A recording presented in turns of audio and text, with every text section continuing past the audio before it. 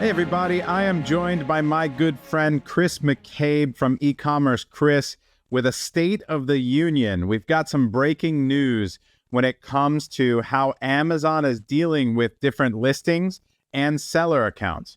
Now, this is nothing new, and Chris is going to talk about this today, but there are a lot of accounts being suspended, a lot of listings being taken down, listings being torn apart, variations, the rules around variations have been updated or are now more strongly being enforced. And so we're here with Chris to talk a little bit about all of the different cases he's seeing from different sellers that he's helping to get their accounts back, get their listings back, make sure they stay in good standing. So Chris, thanks for joining us again today. Yeah, thanks, Brandon. Happy to discuss all of the above. Yeah, I mean, it's always awesome to be able to hang out when it's fun, but you have to deal with so much depression on a daily basis because everyone that's contacting you is a nervous wreck, right? Their business, they feel they're in fight or flight. They feel like the world is collapsing around them. And sometimes they can take it out on you or, they're coming to you in a panic. So I don't envy the position you're in. I get to deal with a lot of people who are excited about what's in front of them, the journey. They've got a good launch going on. I get a nice mixed bag. But you're always dealing with the people who are a little down. So how do you deal with that? Deal with people who are heading into a peak sales period like Prime Day with suspension issues to deal with. There's no easy way to do that, but I think encouraging them to understand that once they have a full 360 of what's going wrong, how to fix it, approximately how long it might take, and encouraging them to believe it can be rectified before Prime Day helps, because then there's something positive injected into a negative conversation or situation. Right. I don't believe in sugarcoating things or it's, spinning fantasies about it's the night before Prime Day. You've got lots of variations that were taken down. They were all wrong. They have to be fixed overnight. Those aren't really realistic concepts, but, we like to kind of find where improvement can happen. Sometimes they've already made listing corrections if they were doing it wrong. Sometimes they already understand that they misunderstood the policy before when they were creating those listings. And it's really just an appeals problem. Like they have to rewrite, communicate better their improvement strategy, what they fixed, why they fixed it the way they did. Sometimes that just needs to be written in a way that Amazon can understand as opposed to being all over the place, jumbled text. So, appeals can be rewritten overnight in most cases for most things. And that's the good news. Yeah. So, we touched a little bit on it, but tell me, why does Amazon have this process where they sweep the catalog before a major sales day? Is it to protect the buyers? Is it, internally, what is the logic there that they're using? Protect the buyers, deal with things that they don't want to suspend for during Prime Day or right before Prime Day. So June is a good month for that. Just like in, September, October, we see some cleanup operations ahead of the, peak of Q4. So it's kind of better for Amazon itself. They've got their own sort of selfish reasons for not wanting to have to run around crazy doing those during Prime Day. Sometimes there's just a rise in complaints, like one seller will complain about one of their competitors. Those guys are still doing it wrong. Why ain't you ever done more about them? If they leave it alone and do nothing, they'll keep getting those contacts. They'll keep getting those messages. So they have to do something. They might not do enough. They might not do it right. They might not do it quickly, right? We all know Amazon. We've all seen that. But they have to show some interest in doing some police work or regulation of the marketplace. Otherwise, they're encouraging others to copy competitors who are doing things wrong, violating policies. And we've seen this, and we've talked about this before with like inserts and packaging for product reviews. Some people were reporting competitors for having 5 stars on the insert. We talked about all the insert language that spanned all the violations. But I think some people reported it. Nothing happened. They didn't report it in an aggressive way. They just kind of opened a seller support case and let it sit, and then nothing happened. So they were encouraged to do it themselves.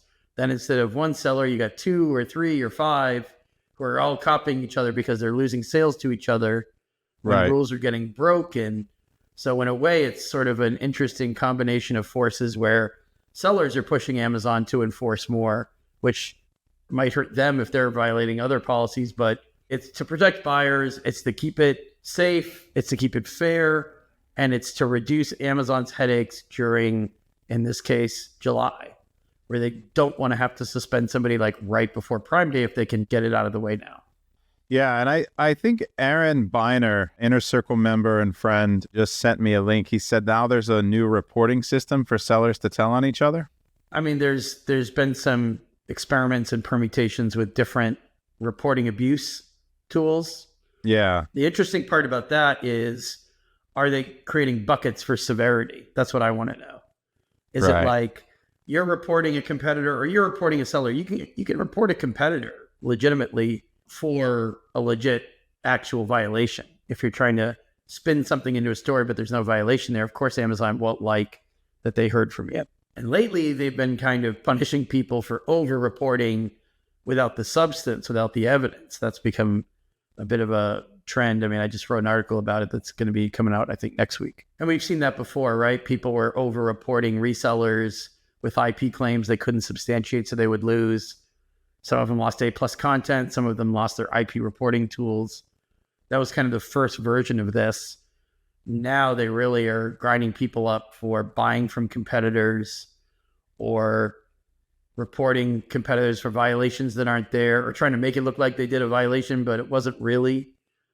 So you have to be careful with how you report. You can't just go crazy and report and sort of spam Amazon with these abuse reports. But what I would like to see is that Amazon takes an abuse report, and if they decide it's legitimate and that the seller is breaking the rules, and if sellers and buyers and even Amazon, they're all being harmed, are those going to be put in the extreme, violation bucket versus like a listing violation where maybe somebody miscreated some variations and they just had to be separated and they don't go back and keep doing it, right? Yeah. Yeah. We're seeing some of that. They are putting some people in that we told you not to do it. We punished you. We slapped your wrist. You said, okay, you appealed it. We gave you another chance. You went back to doing it. So those people get kind of thrown into the reoffender status. And a reoffender status, like you're not getting as many strikes as you used to. It kind of used to be like you would just keep getting slapped on the wrist, And I feel like I had a gentleman reach out to me asking for help. He said he had spoken to you and he had spoken to a couple others, but he's been down for many months now, where he lost a business that was doing hundreds of thousands of dollars per month because of insert cards. He was using the wrong language on the insert cards. And that used to be something where you could get back fairly easy with the right plan of action. But now it's almost like a one strike and done. And he luckily had gotten back even a year ago. And he claims, I don't know how true it is, he claims that some old inventory snuck in there or was floating around. And so therefore, when they checked again, they randomly found one of the old units that still had the old card in it. He didn't do a good enough job of swapping them all out. And so therefore, it looks like he's just going back to what he said he wasn't going to do. And now it's just like he's done. Like there is no coming back. And I've talked to some people who encountered that sometimes they can prove that it was returns that went back in and they had pulled all the offending inventory. They can try to prove it at least. And then you can try to get into that debate argument in some cases with Amazon about were these items just units that were returned that had the old inserts and no amount of removal orders could have I mean, what a headache that is, right? Like, what are you going to do? Yeah. Like, you can't fly to where they're holding your stranded inventory and walk an executive over to your inventory and say, please open all of these units. I will show you that all of these have the right cards in them. That was one case, or that was just this one thing. And I promise we've done the right thing.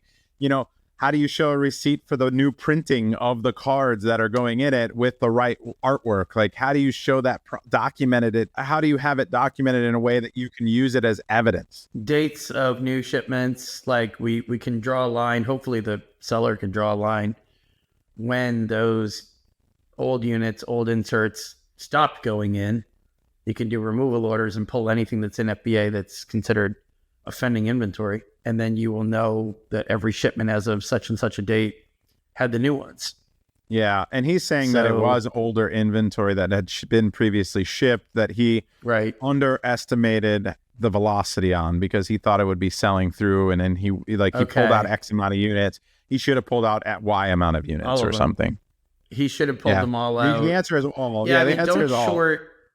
Yeah, don't short your removal orders for this. We know it's expensive to pull inventory out.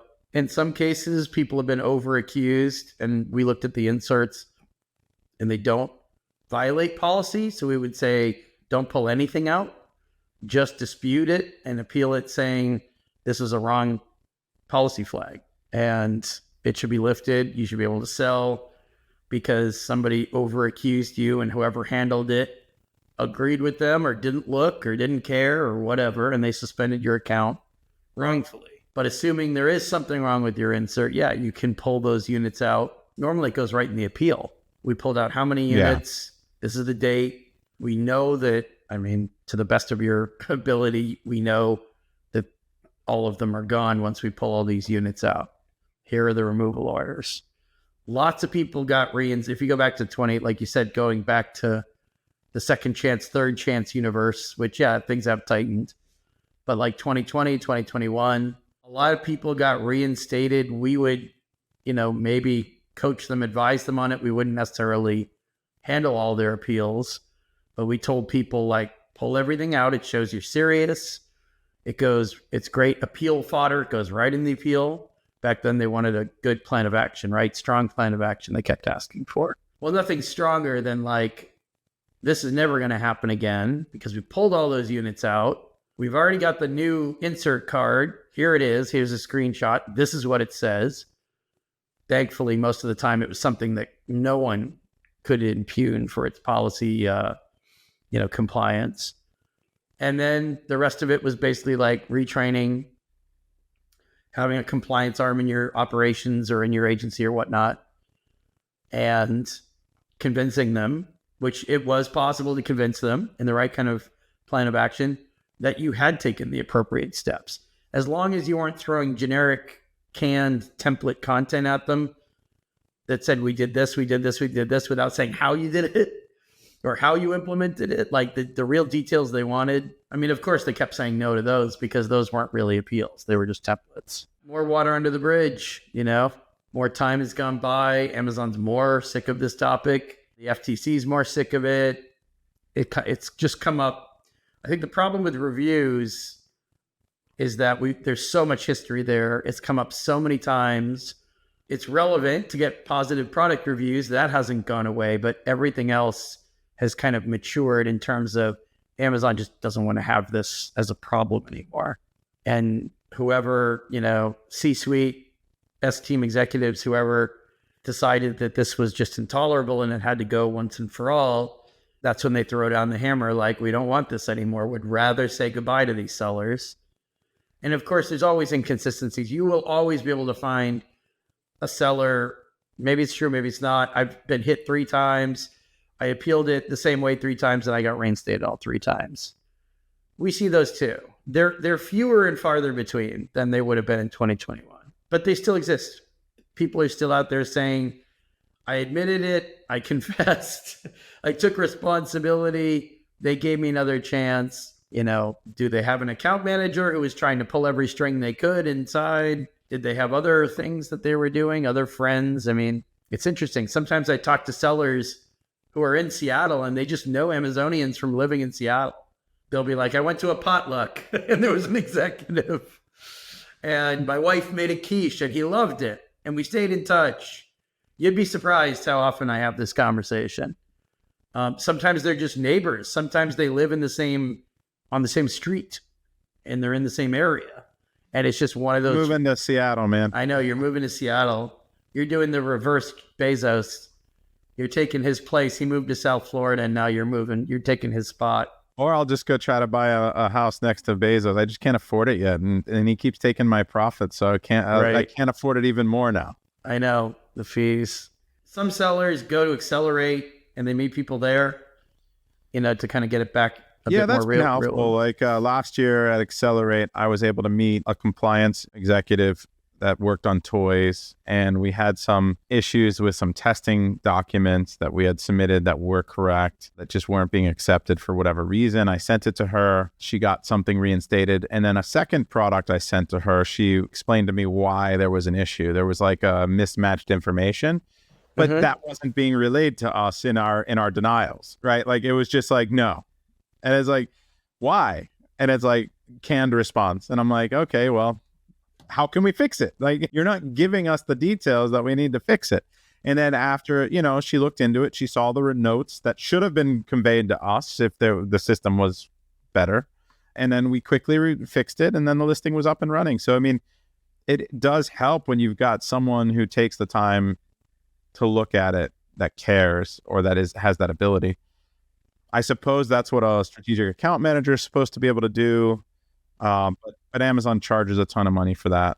And they've been useless when I've dealt with them in the past, honestly. I think they're getting a little bit better. Most of our clients have SAS Core. They can't do everything. Think of it in terms of like, you have to manage that relationship too. You can't just sit back and coast and have them do it just because you're paying for them. Right. But it's the same thing. Forget about paying anybody. If you're calling account health reps and you're talking to them, you have to run that call. You're an active participant. You know what you need as a result.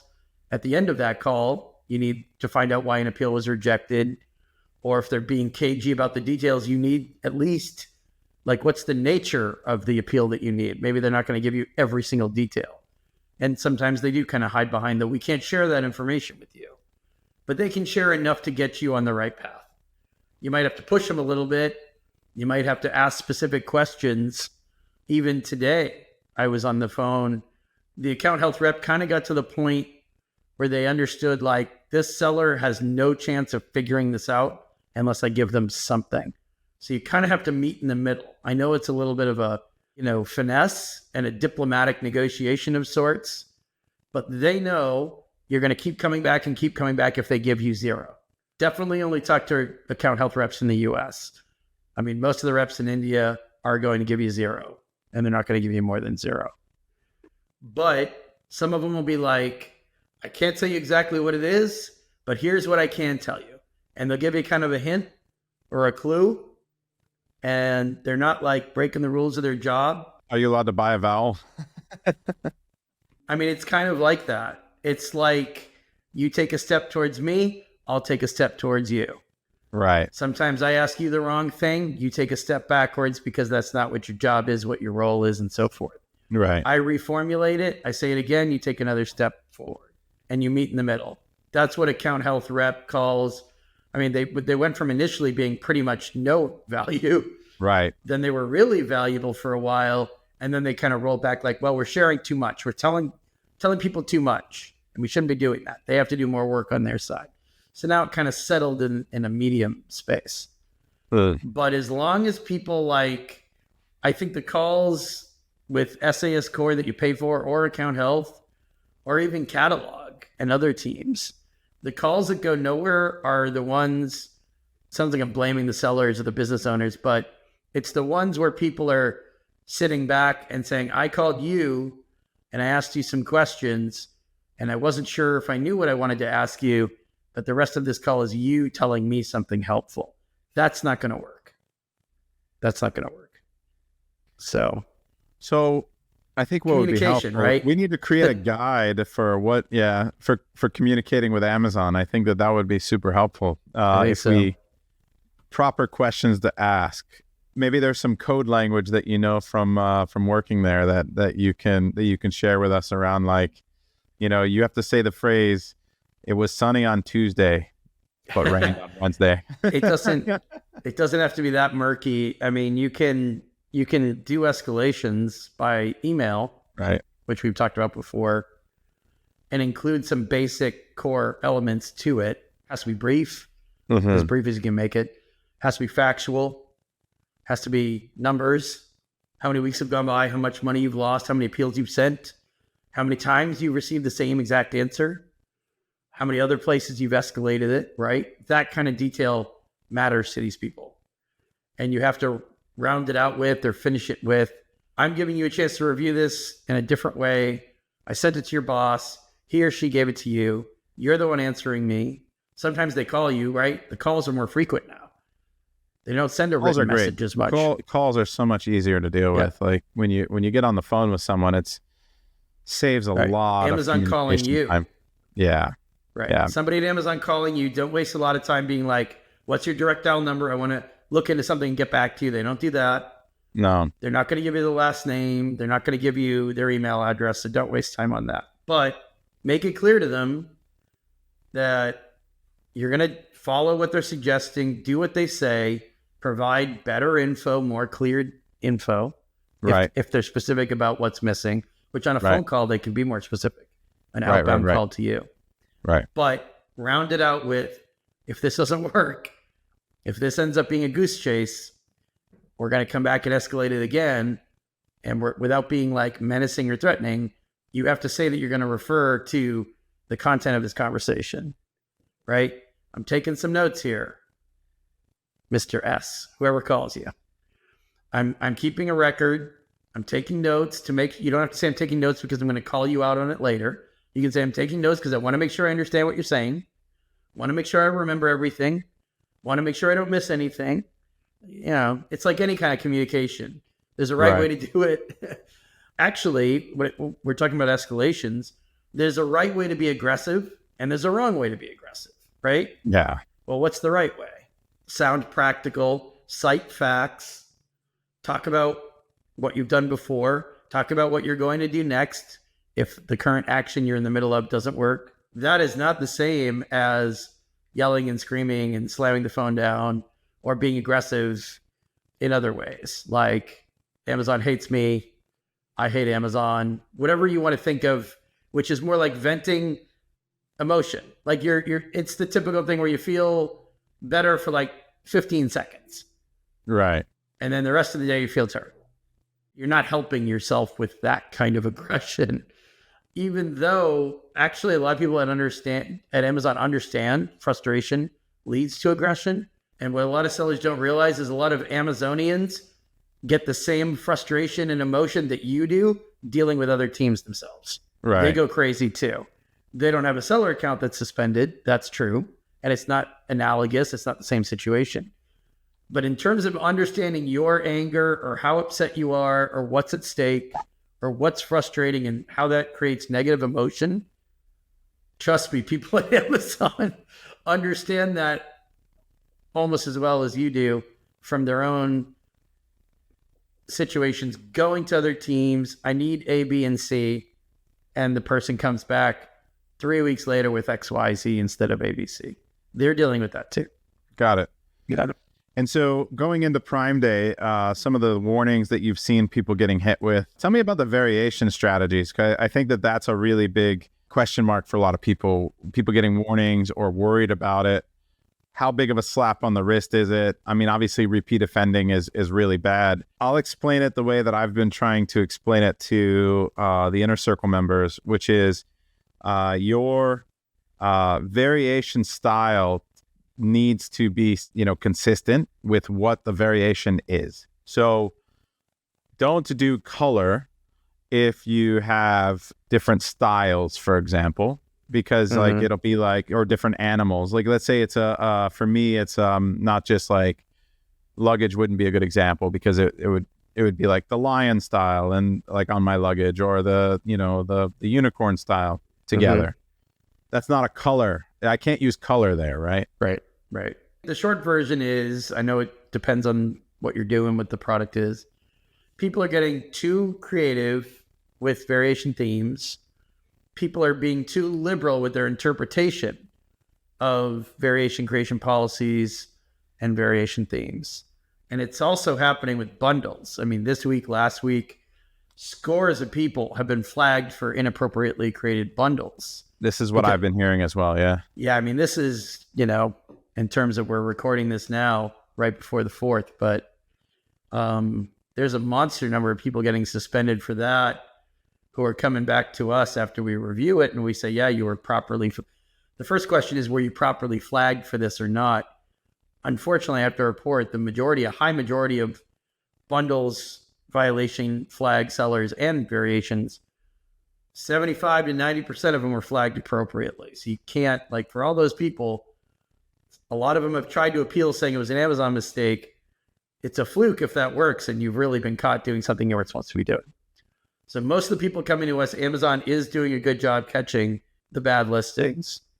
Right. But I think, and I'm kind of still sifting through it with the bundles, but I think the issue is people are taking, a well-known brand that has a well-known product, bundling it with their brand and their product, sometimes adding like a completely irrelevant accessory that's not even an accessory for that kind of product. And if the brand owner sees that and they're like, what is this thing that's being sold with our stuff? It's got nothing to do with what this type of product is. I mean, of course, I've always found that this can be done. It's a great strategy if you've got a wholesale relationship with a known brand, because it adds about validity. It allows you to create your own listing that you own and control to an extent that you don't have a lot of people competing for the buy box. I think that this type of bundling strategy was very effective as a hybrid between wholesale and private label. Just combining two wholesale items together to make your own thing that isn't related is, I can see why they want to shut that down.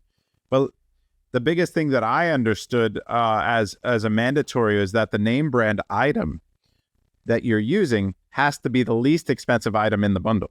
So your private label item has to be more expensive. So you couldn't just, like, for example, if I wanted to sell Xboxes, but I'm not approved to sell Microsoft items. So my account, and I'm not an approved reseller of Xboxes, but I have a relationship to buy Xboxes for some reason. Right. Now, I've got those Xboxes that I can sell on Amazon, but I'm not allowed. So what I'll do, and what people would do, like what people would do, not what I would do, but what people do is they say, we'll bundle it with this custom headset, gaming headset that costs, $10 or whatever, right? So you're throwing in this headset as a bundle with it. Let's make it even easier. A sticker set to decorate the Xbox. So it just layers on top and you're wrapping it, right, onto the box. So you're not adding additional shipping. It's costing you $1 to print the vinyl stickers, and you're doing custom designed Xboxes, but you're making your own Xbox listings. And you're able to rank them better because, frankly, anyone running Amazon brands for Amazon is not good at SEO unless they're cheating. So you're just outranking those listings, those 1P listings. They don't want that, right? Like that's what they're trying to shut down. They're like, well, don't throw in a $2 item and then clog up our search results with a bunch of these bundles that aren't real bundles. Right. And then even just jumping back to the variations for a second. I mean, the answer to your question is yes, that's the issue. But also, people were messing around with variations, trying to harvest reviews, trying to get better sales rank, mixing and matching things that didn't belong, being merged. Amazon would separate them. People would merge them again. And then, you were reoffending at that point. And that's where a lot of the account suspensions came from. People got the warnings and either disregarded them entirely and just kept doing what they were doing, or they said they wouldn't do that anymore and they waited a little bit and they went back to doing what they were doing. Right. It's kind of the mess with the bull, you get the horns, like that's not the right approach. And I saw a lot of sellers appealing, saying, well, look at all these other people that are doing what we were doing. That's the wrong answer. Wrong answer. You want to report them and get them blasted off the platform, have at it. That makes sense to people at Amazon. What doesn't make sense is two wrongs make a right. But It's also just, they want to know, we told you to stop doing something. You had your hand slapped. You came back. You either still don't understand it, so you're still violating policies without intending to, or you know exactly what you're doing, and you lost some sales rank when we separated these, so you remerged them, hoping for the best. And that's just not a long-term strategy. I mean, it's interesting. I've had a couple of sellers tell me, like, well, what if I just remerge them just for Prime Day, and then we do what we said we'd do, and then we go back and separate them? It's like, I don't know. I don't know if they're going to catch that immediately. I don't know if you're going to slip through. And then by the time they would have noticed it, you've already separated them back out. But I mean, that's a risk that you're taking. So why chance it? It's better to have a real strategy. I mean, a lot of people are in seller systems data dive because they have access to you and you understand how to grow and expand and have the strongest presence without these like listing tricks, and you can't use a short-term strategy and expect it to just work long-term. And then, well, it's still working and no one's really come back to us about it, so we're just going to keep doing it. I mean, you can try that, but if you've already been warned or you've already been suspended, acknowledge and consider that you're kind of on your last legs at that point. Right. You know, you don't get bunches of chances. I mean, it's funny you brought up the product reviews. People were getting like 3 and 4 and 5 suspensions, not just for inserts, for other things they were doing. Facebook Messenger funnels, all this stuff. The rebates, remember the whole rebates stuff? Yeah, those were allowed at one point. They were a great launch strategy. Yeah. I mean, it was because you have to spike the algorithm with Amazon in order for you have to send traffic and start making things happen on your listing so Amazon pays attention and the algorithm starts to move your listing up, and so you can at least start to get more eyeballs on it. But now you're stuck with just giving Amazon thousands of dollars in ad spend, which is kind of what they wanted, I guess. That ultimately they've achieved what they wanted. Yeah. And they wanted the hikes in the fees, right? Like that was preordained in terms of at some point they were going to do that. They want people spending more on ads. They want people spending more on A+ content, I mean, this is just the way things are going, right? You're going to have to sell really well and sell a lot more units to pay for some of these other things that have become necessities.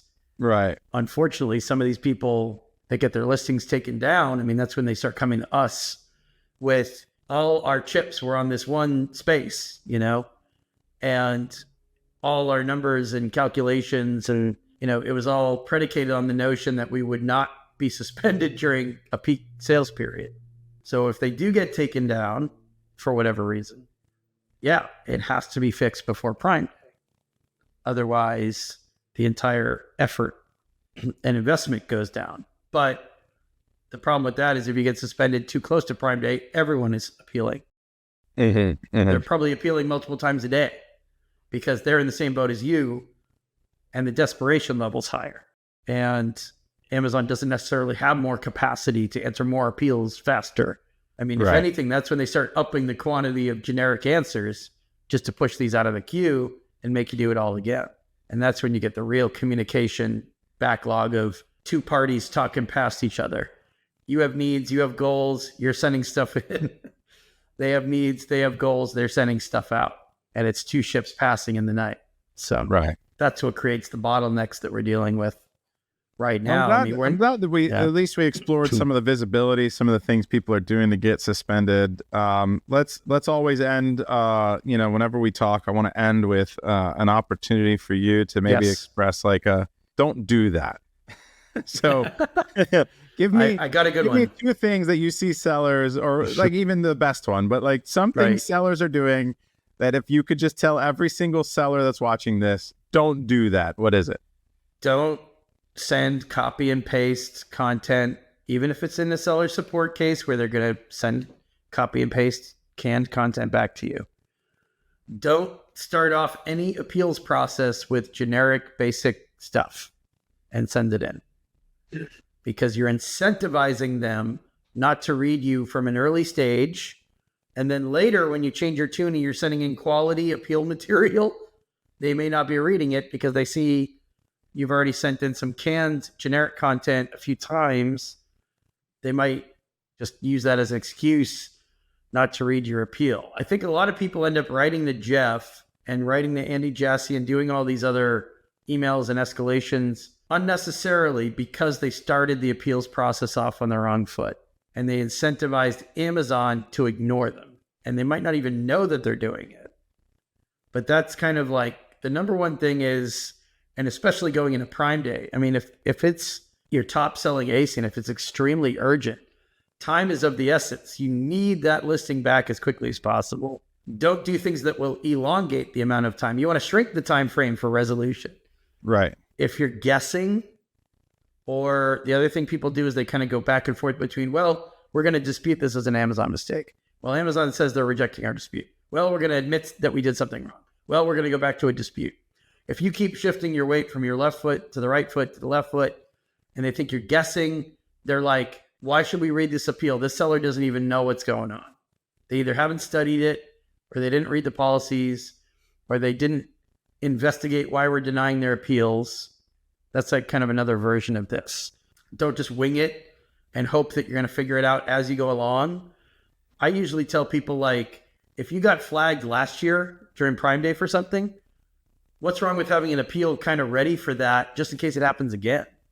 Might not be the same exact situation, but you probably got some strategy points out of appealing something last Q4, last Prime Day, maybe last week, maybe last month. But use that and be ready so that you're not wasting time scrambling with like, what do we say here? What do we say to this? What do we say to that?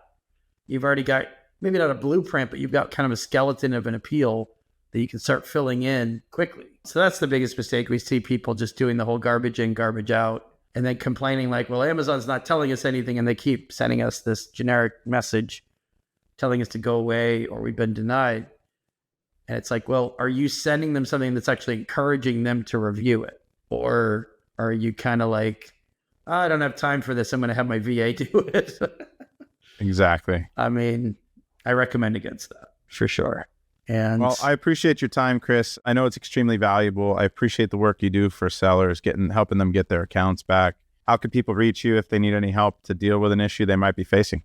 Yeah, and I meant to ask you before we started recording if I have a link that I'm supposed to have from you, where you have a link where they can reach out to me, like takes you straight to my inbox or something like that. But you can give it to us and then we'll put it in the comment. But if you want to say it out loud too. I mean, in the absence of that, our support inbox is support, SUPPORT, at eCommerce Chris. At any given moment, there's a couple of people keeping an eye on that. So support at eCommerce Chris.com. Chris.com. Okay. And as I've said the last couple of times you and I have spoken, if you're a Data Dive /Seller Systems member, just like if you're emailing, either you've dealt with me before, you've already got my email address, or you write to support, just put it in the subject line, just so we know that you're in this group, that maybe you heard this, or maybe you're at least aware of this content. And then we can kind of start figuring out the emergency level, the DEFCON level of what's going on. And that usually helps us figure out how much has to be done, in what time frame. The complexity of the problem, of course, is important. And then if there's anything while we're assessing your problem that we need to ask you to do, well, while we're figuring this out on our side, you could be doing 1 and 2 and 3. Sometimes we can give useful tips for like what you can be doing while you're waiting to hear back from us. Awesome. So, yep. Dude, I'm sure we'll check in again soon. Good luck getting everybody back before Prime Day. And then I'm sure we'll have something new to talk about soon. That's the great thing about Amazon. At the very least, maybe I'll see you at some of these upcoming events. I don't know if you're going to AMZ United in New Jersey, Innovate in Seattle. I'm sure you'll be there. Seattle, I'll be, Accelerate, yeah. Accelerate, I'm going to that. Innovate at the end of October in New York is always a good event. Mm-hmm. Unboxed in Austin. I don't know if you're going to go to that. I'm not doing Unboxed, but the other two I should be doing. And then AMZ United is where? That's in New Jersey. There's a lot of resellers. It's mostly wholesale and resellers going to that. Mm-hmm. So, but fairly large event. I think they get hundreds and hundreds of sellers there. They get a lot of people. I mean, we're mostly dealing with private label brands at this point. Yeah. That's most of my audience as well. But yeah. All right. I'll see you soon. Great to see you, brother. Take care. Bye.